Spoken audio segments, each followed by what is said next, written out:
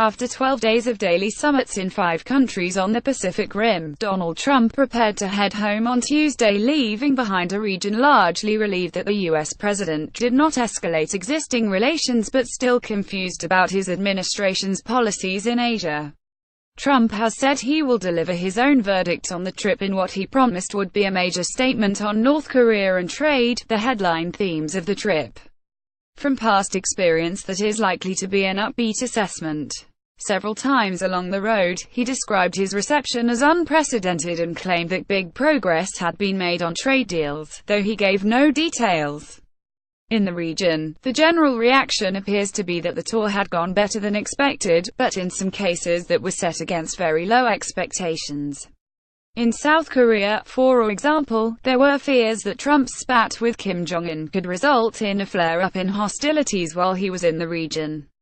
That did not happen. The U.S. president did have one Twitter flare-up, after he left the Korean peninsula, lashing out at Kim Jong-un, who he said had insulted him by calling him old when I would never call him short and fat. Donald Trump and Vietnamese President Tran Dai Quang met the presidential palace in Hanoi on the 12th of November.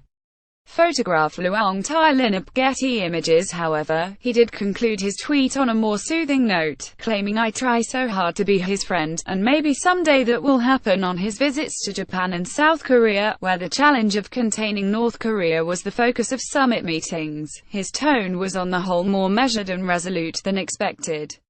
In South Korea, where officials had worried about the lack of chemistry between President Moon Jae-in and Trump's previous threats to tear up a bilateral trade deal and make Seoul pay for US-made missile defense systems, his speech about the strength of the bilateral relationship to the national parliament went down particularly well. The National Assembly speech was surprise. It was really well received, said Sumi Terry, the senior fellow for Korea chair at the Center for Strategic and International Students. It showed Trump valued the alliance and he showed he knew the history.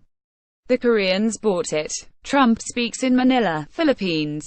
Photograph Andrew Harney Cup. Terry also said the Seoul government also welcomed the fact that Trump made no further threats of unilateral strikes against North Korea, and appeared to point towards the possibility of some form of diplomatic off-ramp from the current military build-up and mutual threats. From the point of view of regional security and shoring up Pacific alliances against both North Korea and Chinese expansionism in the South China Sea, many observers said the trip had gone relatively well. In general it went as scripted. Patrick Cronin, a senior director of the Asia-Pacific Security Program at the Center for a New American Security. It was concentrated in Northeast Asia on a pressure strategy on North Korea. It was meant to build off our alliances and partnerships, and in all cases, the leaders who met with President Trump, who are our allies and partners, came away with more positive feelings than not. The overall title of the administration's strategy is a free and open Indo-Pacific, and to that end, the tour marks the revival of the Quad, an association of the US, Japan, India and Australia. Senior officials from the 4 countries met in the sidelines of the Manila summit for the first time in a decade. However, it is unclear how this grouping would act as a counterweight to China's rising power in the region, and how it squared with Trump's America First trade strategy, based on walking away from the multilateral Trans-Pacific Partnership, which was supposed to be an economic bulwark against Beijing's power, and Trump's insistence on renegotiating trade relationships with allies in Asia, to benefit the U.S. Thousands of Filipinos protested in Manila as Donald Trump attended meetings as part of his 12-day trip.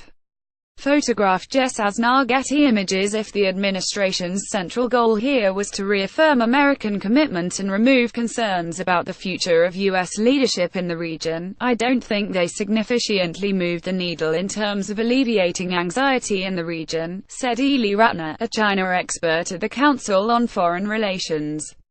The contradictions between the America First agenda and a strategy predicated on U.S. leadership in the region have not been resolved. And without an affirmative U.S. trade and investment strategy, it's unclear how they will be. That's clearly the Achilles heel here.